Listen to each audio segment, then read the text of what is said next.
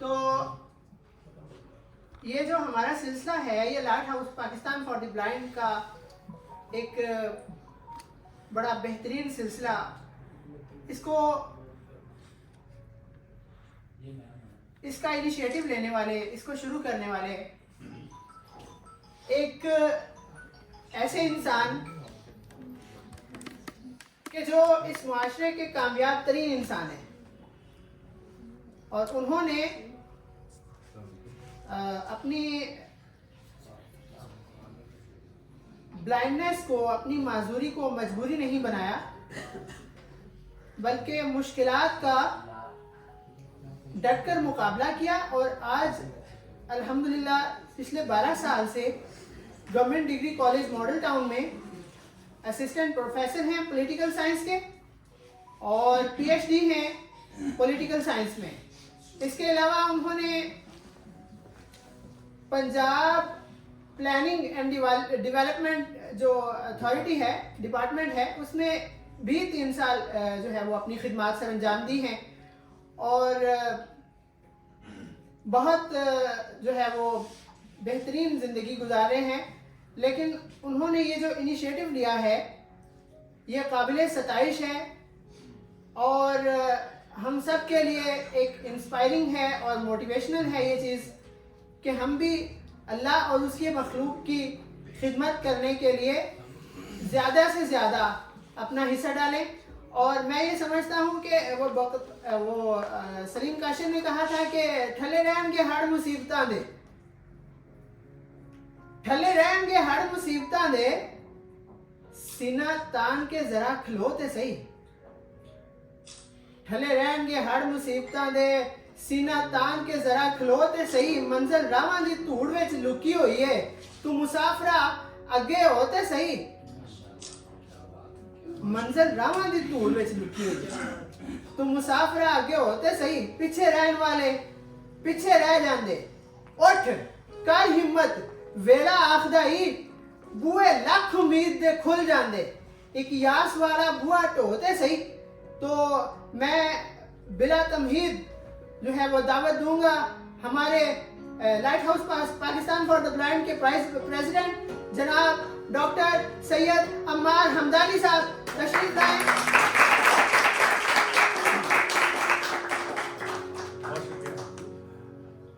آپ سب مہمانوں کو السلام علیکم ورحمۃ اللہ وبرکاتہ۔ بہت سے لوگ تو مجھے تو جانتے ہیں، سب میرے بھائی ہیں، بہنیں ہیں۔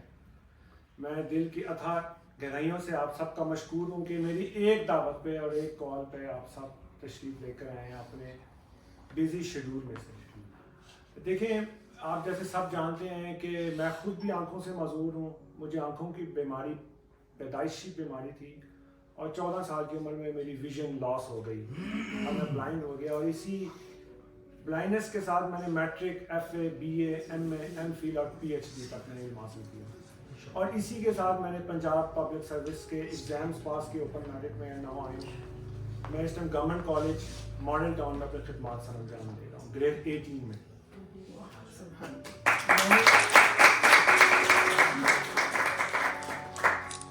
میں سمجھتا ہوں کہ ہمارے اس معاشرے میں بہت زیادہ ضرورت ہے کہ جو معذور افراد ہیں ان کے لیے گورنمنٹ بھی اور پرائیویٹ سیکٹر بھی کوئی اتنا پازیٹیو کام نہیں کر رہا ہے۔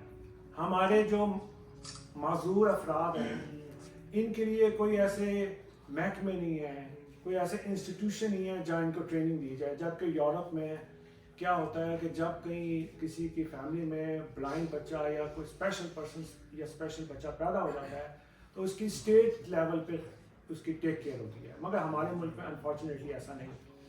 تو میں نے یہ کام شروع کیا، میری خواہش تھی، اور میری آپ ہی عائشہ اقبال صاحبہ جانتی ہیں، میں پچھلے 8 سالوں سے ان کے پیچھے لگا ہوا تھا کہ آپ ہی ہم نے یہ کوئی ادارہ معذوروں کے لیے اوپن کرنا ہے۔ تو آپ ہی نے کہا انشاءاللہ اللہ نے چاہا تو کسی دن ہو جائے گا، اور الحمدللہ پچھلے 3 ماہ سے یہ کام آپ ہی کی کوآپریشن کے ساتھ شروع ہو گیا۔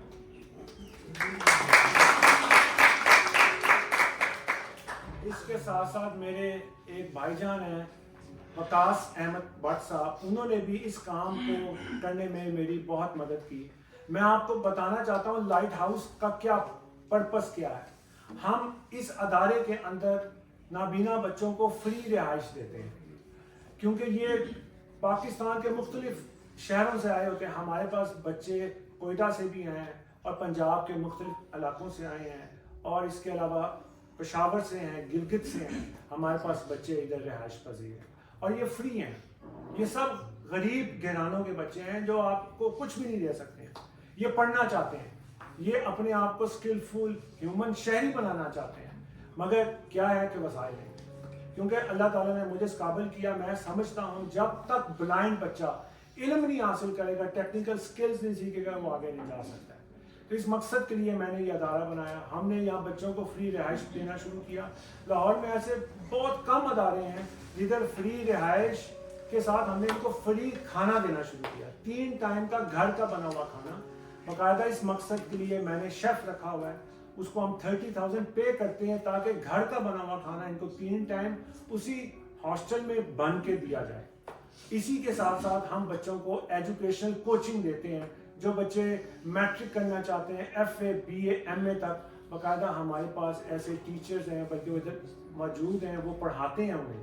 اور اس کے ساتھ ہم ان کو ٹیکنیکل سکل سکھاتے ہیں جس میں کمپیوٹر اپلیکیشن کا کورس ہے, جس میں ہم جاز کی مدد سے بچوں کو کمپیوٹر چلانا سکھانا, آپریٹ کرنا سکھاتے ہیں, اور یہ کام میں خود کرتا ہوں.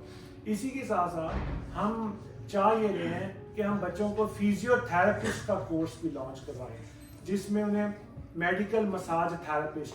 یورپ میں جتنے بلائنڈ پرسن ہوتے ہیں وہ یہ کام کرتے ہیں, مگر انفارچونیٹلی پاکستان میں ایسا کوئی ادارہ نہیں ہے جو بچوں کو, جو بلائنڈ بچوں کو میڈیکل مساج تھراپسٹ بنائے. کیونکہ یہ ہاتھوں کا کام بہت اچھا کر سکتے ہیں, ایک ہاتھ کا اور ایک بولنے والا, بس 2 کام ہی ان کو آتے ہیں.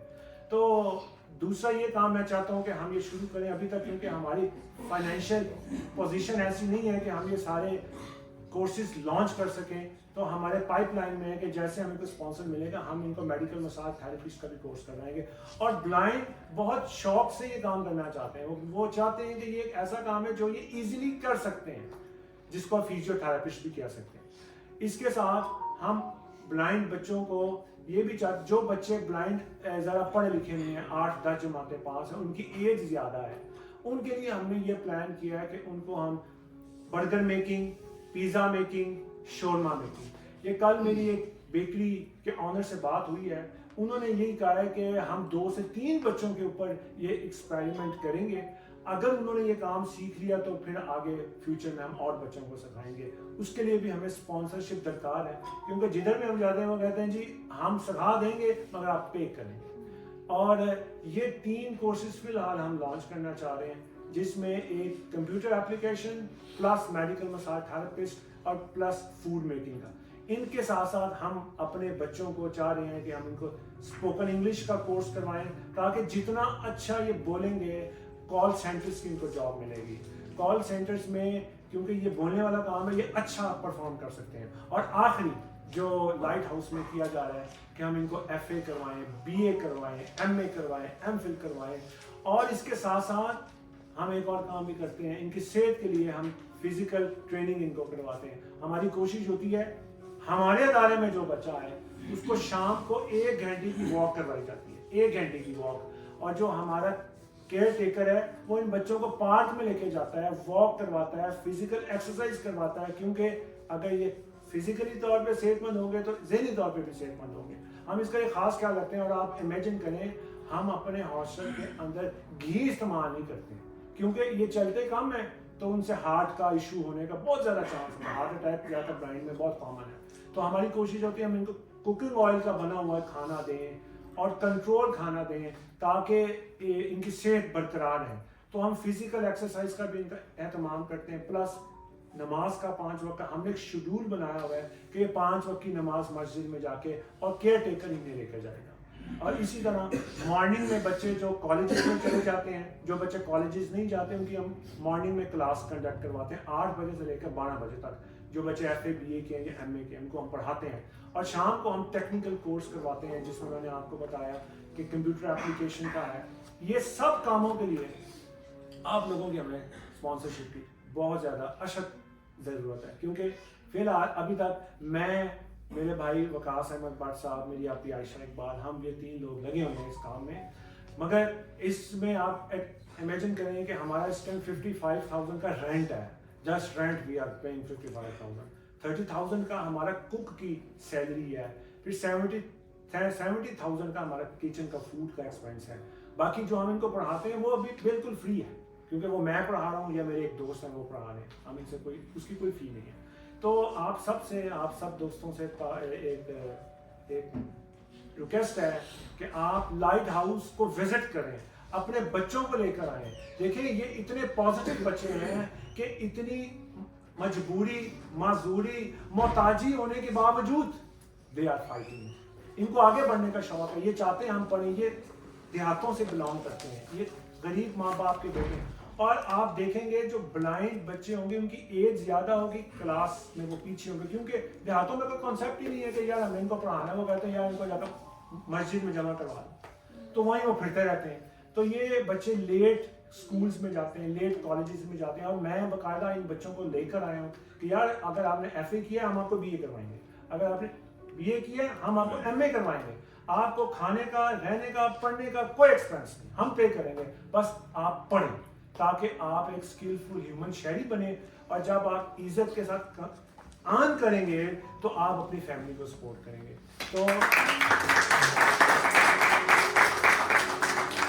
میں تمام مہمانوں سے کہوں گا کہ آپ اپنے بچوں کو, کوئی بھی ایسا شخص جو سمجھتا ہو کہ اس کو ہیپی رہنا ہے, میں آپ کو چند باتیں بتاؤں. اگر آپ ہیپی رہنا چاہتے ہیں, خوش رہنا چاہتے ہیں, جو میں بھی کرتا ہوں, ابھی ہماری مجبوری, معذوری, محتاجی سب کچھ ہونے کے باوجود ایک لمحے کے لیے آپ سوچیں کہ اللہ تعالیٰ کا ہمارے اوپر کتنا احسان ہے.